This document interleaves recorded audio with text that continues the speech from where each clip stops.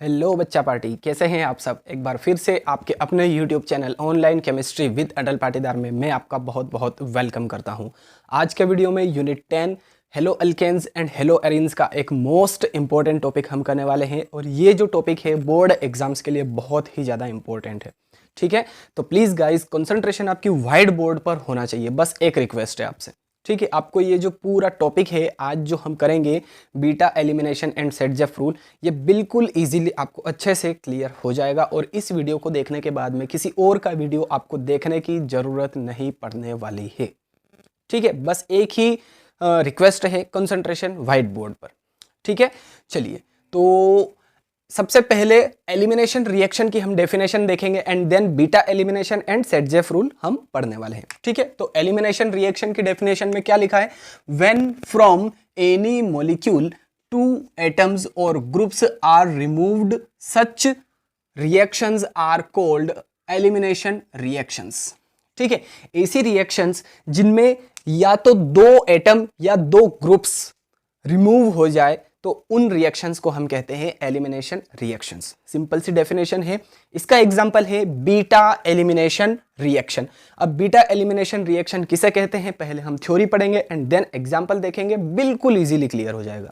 ठीक है, चलिए लिखा है बीटा एलिमिनेशन रिएक्शन में when hello alkane is heated with alcoholic KOH solution there is an elimination of a hydrogen atom from beta carbon and halogen atom from alpha carbon. Then alkene is formed as a product. Beta hydrogen atom is involved in the elimination reaction, so it is called beta elimination reaction. ठीक है, बहुत ही ज़्यादा important है और उतने ही ज़्यादा easy भी है।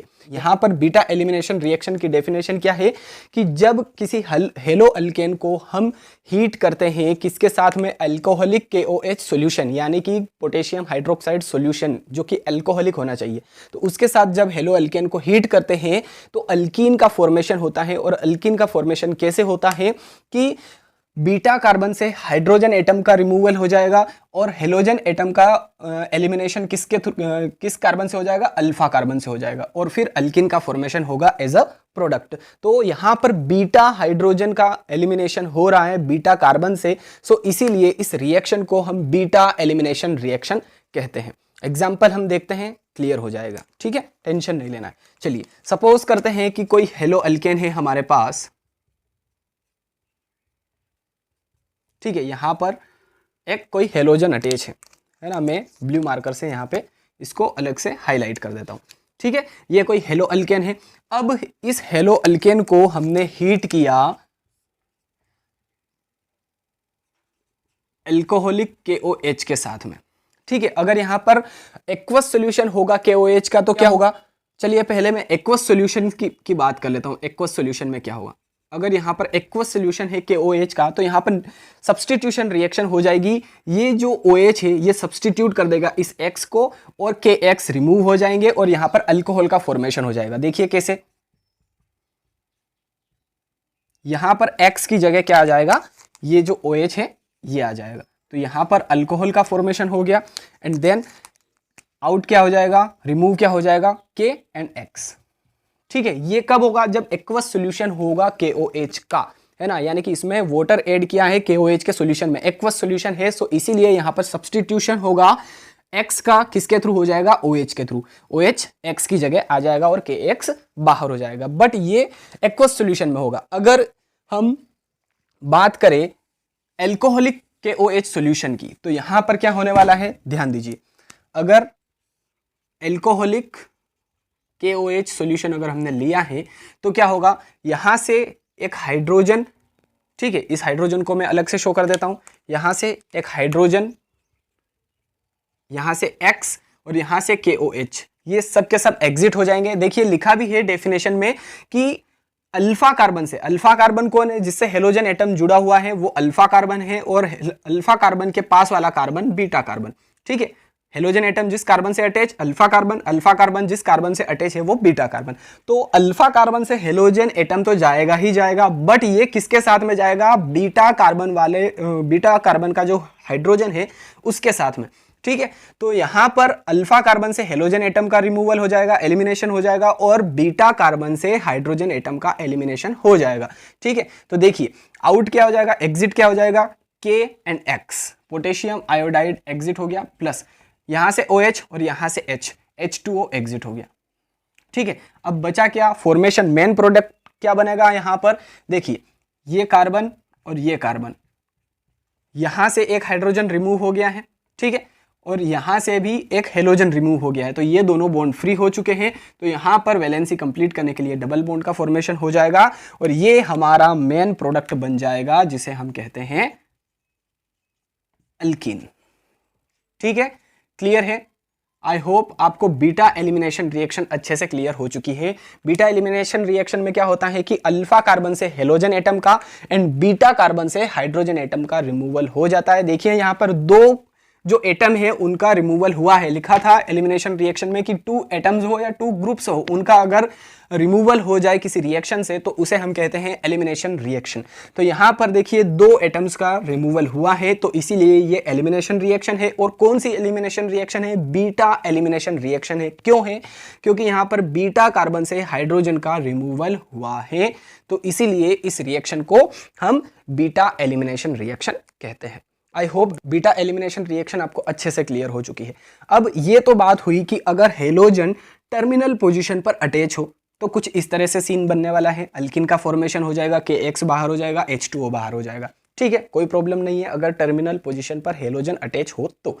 बट अगर halogen with in the chain के अंदर हो तो वहां पर क्या होगा, वहां पर कुछ प्रॉब्लम आ सकती है। क्यों आ सकती है, क्योंकि वहां पर एक से ज्यादा बीटा कार्बन होंगे और उससे जुड़े हुए कई सारे बीटा हाइड्रोजन भी रहने वाले हैं। तो वहां पर क्या होगा, सेट-जेफ रूल अप्लाई होगा। ठीक है, अब सेट-जेफ रूल हम देख लेते हैं क्या कह रहा है। सेट-जेफ रूल लिखा है, according to this rule in dehydrohalogenation reaction. ठीक है, अब डीहाइड्रोहेलोजिनेशन रिएक्शन क्यों कहते हैं, देखिए एक एक बात यहां पर क्लियर होगी, एक एक पॉइंट पर जोर दिया जाएगा।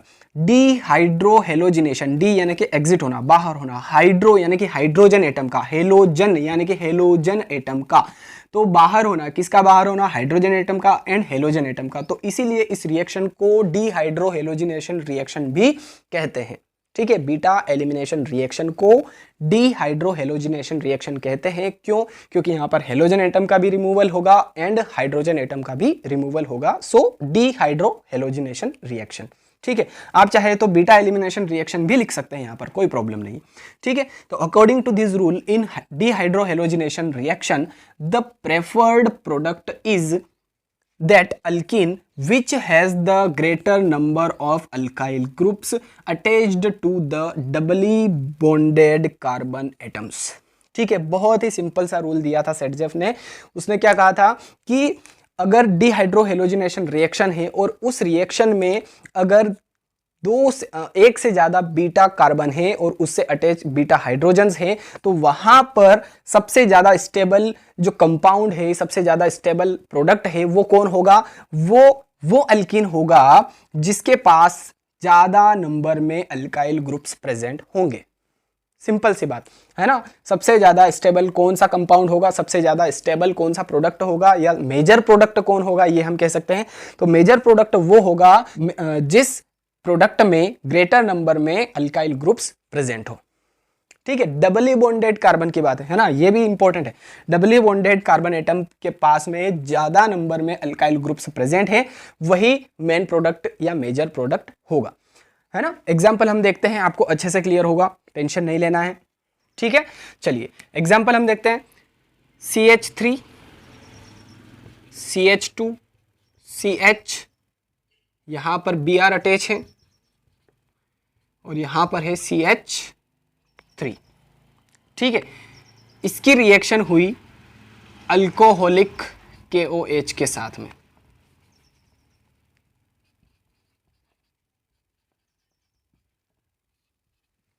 ठीक है, दिख रहा है प्रॉपर आपको, हाँ कोई प्रॉब्लम नहीं है। ठीक है, तो यहां पर ये एक हेलो अल्केन है। ठीक है, अल्फा कार्बन कौन सा है, ये अल्फा कार्बन है, क्यों? क्योंकि इससे हेलोजन एटम अटैच है।